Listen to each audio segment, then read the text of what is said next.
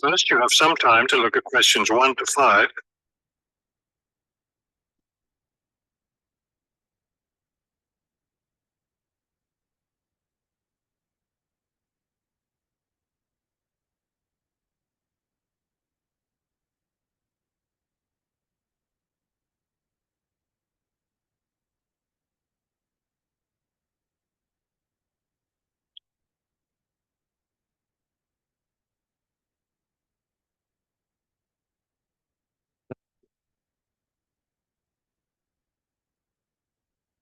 You'll see that there's an example of this been done for you. On this occasion only, the conversation relating to this will be played first. Hello, I'm Mrs. Phillips, the head librarian.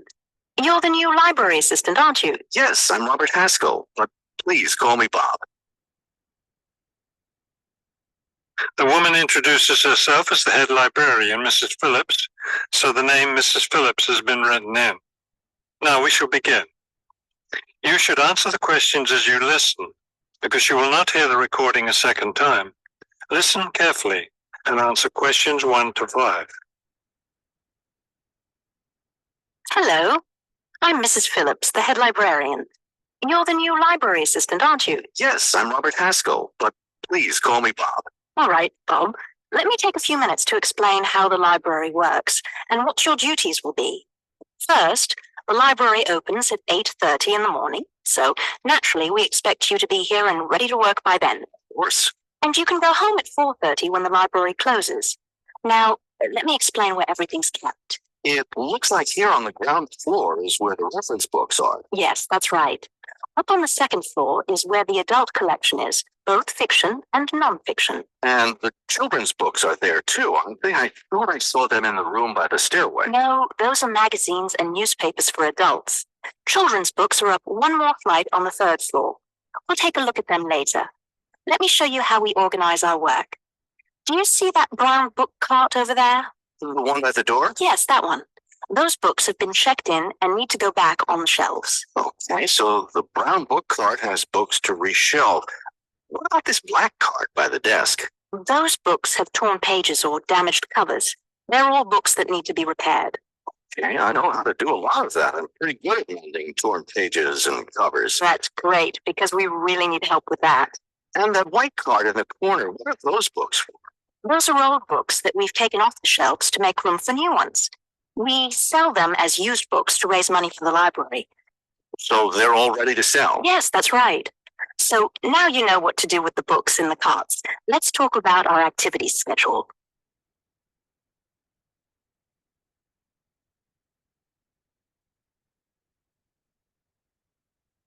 Now listen and answer questions 6 to 10. I understand this library has a number of interesting activities every week. Yes, our activities are quite popular. The most popular one is story time for the children. Do a lot of children show up for that? Yes, a good many. It takes place in the children's room on Thursday mornings at 11. Isn't there a family movie night too? Yes, but it's not at night anymore. We used to have family movies on Fridays when the library is open until 9. But now we have a different activity at that time, so we had to switch family movies to the weekend, Saturday afternoon. How much do you charge for the movies? They're all free. The movie always starts at 2:30 in the reference room, but you don't have to worry about that since you don't work on weekends. And what takes place on Friday evenings? We've just started a weekly lecture series.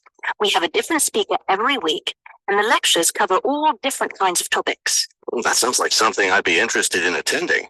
Good, because we'll need your help with that.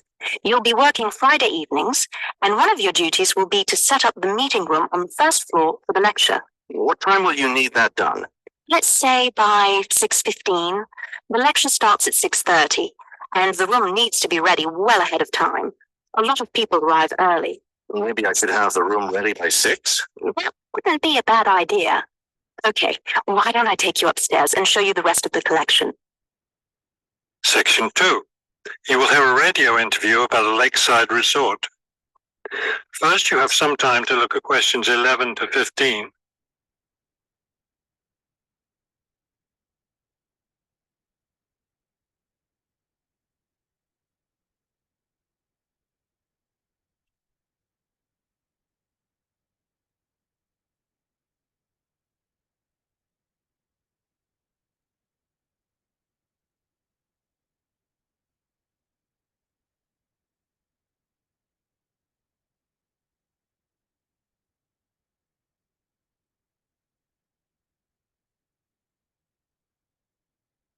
As you listen to the first part of the talk, I'll answer questions 11 to 15.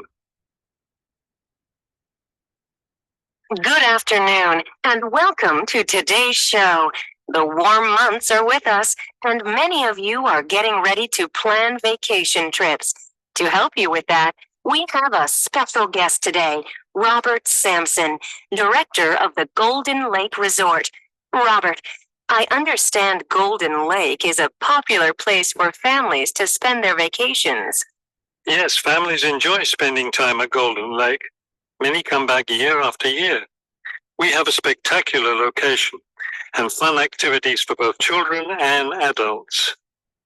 Could you describe for us some of the activities available at Golden Lake? We have a lot of water activities, of course, since we're right on the lake. We have a pleasant sandy beach for swimming. We also have canoes and sailboats available, and many of our guests enjoy boating on the lake. I imagine water skiing would be popular among your guests. Actually, we don't permit water skiing in the resort area. It can be dangerous for swimmers and for the canoeists too. We do have a great location for fishing though, and you'll often see guests fishing from our dock or from the canoes. That sounds very relaxing.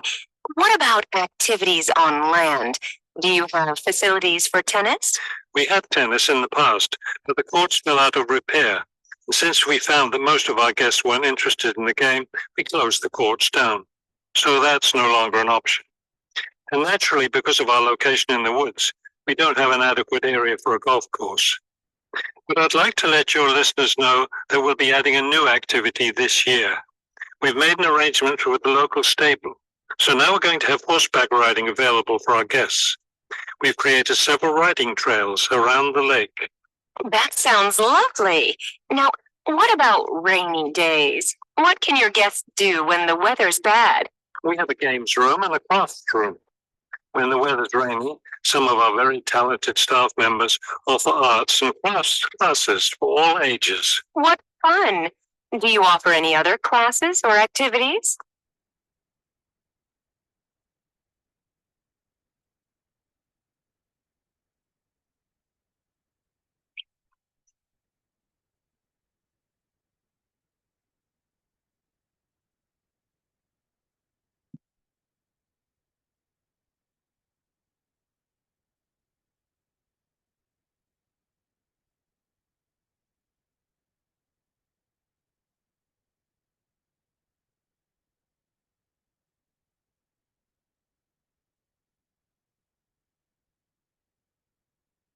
Listen and answer questions 16 to 20. We have a weekly schedule of evening activities, which anyone can attend if they choose. Every Sunday, we show a film, always something that's suitable for the whole family. Monday's my favorite night because that's dessert night. Our cook prepares a variety of desserts, and we get to taste them all. I'd like to be there for that. Yes, it's great. We get more serious toward the middle of the week. Our discussion night is on Tuesday. Discussion night? Yes, we discuss different current events depending on what's happening that week in the news. Then on Wednesdays, we have lectures. We invite different experts to talk about local history or nature topics. This is actually one of our most popular evening activities. We found that our guests are really interested in learning about the local area. It sounds quite interesting. Yes, we've had some excellent speakers. Thursday nights are totally different because that's when we play games. That's especially fun for the children. The children love Fridays too because that's talent show night. Everyone gets in on that. Staff, guests, everyone. It looks like you have a lot of fun at Golden Lake Resort. We do. And we end every week with big fun, with a dance on Saturday night.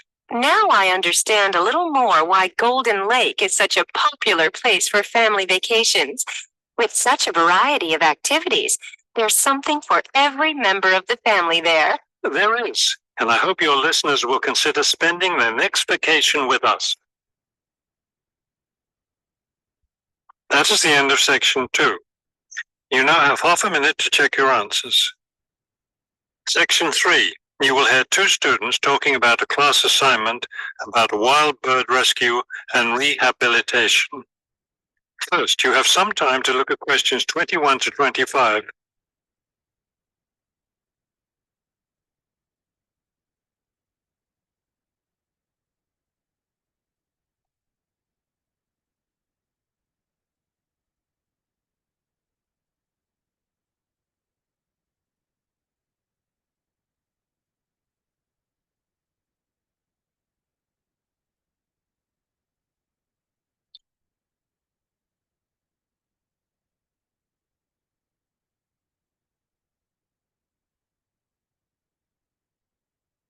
As you listen to the first part of the conversation, answer questions 21 to 25.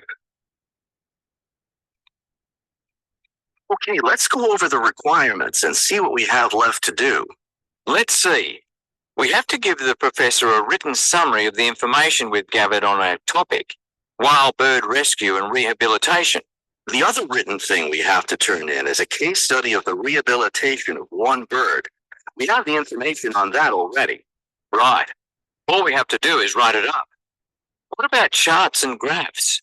Do we need to include something like that? I don't think so. They aren't really relevant, but we do have to turn in a list of the resources we used. Naturally. What about videos? I heard some of the other students were doing that.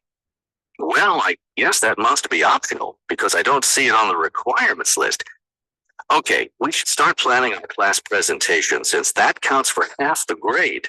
We've looked at lots of sources of information, but I think our best source was the interviews we did with the wildlife rehabilitators.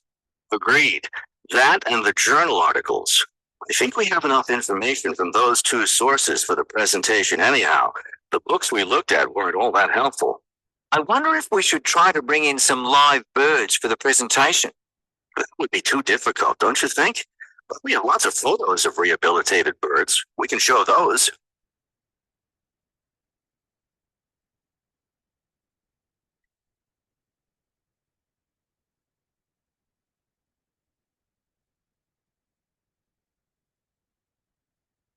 Now listen and answer questions 26 to 30.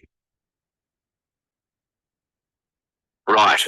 Okay, I think we should start by talking about how to rescue a bird. Probably first we should help people understand which birds need rescuing. Yeah, that's really important because a lot of times people see a baby bird that's all alone, or they find a bird sitting on the ground and they think it needs to be rescued. And usually those are just baby birds learning to fly.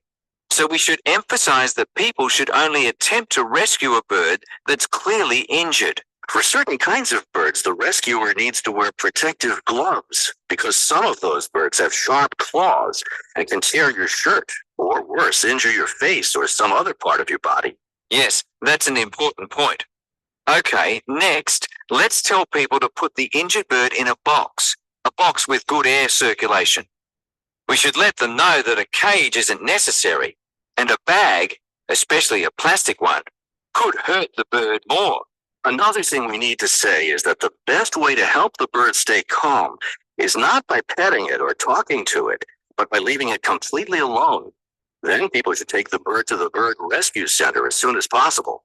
Right. And we should also point out that when they're driving the bird to the rescue center, it's better not to play music on the radio or talk loudly because those things just stress the bird. Yes, it's better just to speak quietly while you have the bird in the car. Okay, we've got that part covered. Next, we should talk about what happens at the rescue center. That is the end of section 3. You now have half a minute to check your answers. Section 4. You will hear a lecture about the Great Barrier Reef. First, you have some time to look at questions 31 to 33.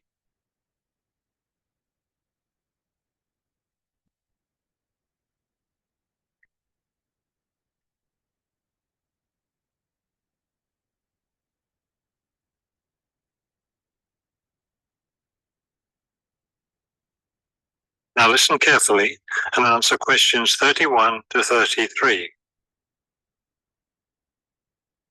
Despite its name, the Great Barrier Reef isn't just one large coral reef. Rather, it's a system of coral reefs that stretches along the east coast of Australia, covering an area of around 300,000 square kilometres. The Great Barrier Reef is composed of approximately 3,000 individual reefs, which range in size from 1 hectare to more than 10,000 hectares each. In addition, around 600 islands are scattered throughout the area, particularly at the northern and southern ends. The reefs themselves are composed of over 400 different kinds of coral, the largest variety of corals found anywhere in the world.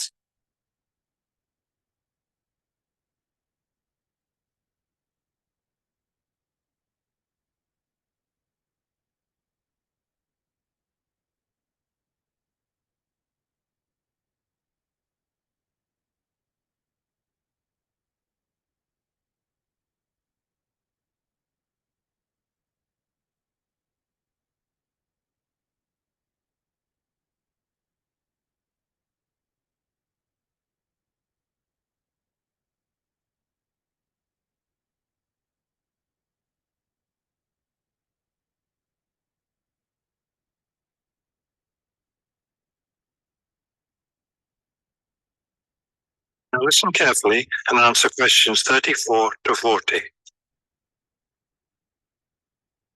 Thousands of species of sea animals live in and around the reefs.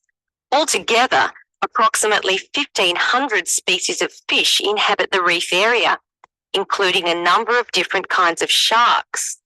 One of the more interesting mollusks to be found in the reefs is a giant clam. This huge shellfish can live for more than 100 years and can weigh as much as 200 kilos. Sea mammals abound in the area, which serves as a breeding ground for certain types of whales, many of which are endangered. Over 200 species of sea and shore birds feed, roost, or nest among the reefs and islands. Many types of reptiles can also be found living among and near the reefs. Saltwater crocodiles, for example, inhabit the marshes along coastal areas. Amphibians include at least 7 species of frogs inhabiting the islands of the reef. Unfortunately, this wondrous area of the world is threatened by climate change. Rising sea temperatures have led to an effect called coral bleaching, that is, large numbers of corals dying off, especially in the shallower areas of the reef. The Great Barrier Reef Marine Park Authority is attempting to find effective ways to deal with this issue that threatens the reef. One proposed solution involves shading the reef in certain areas to help keep the surrounding water temperatures down. That is the end of section 4. You now have half a minute to check your answers.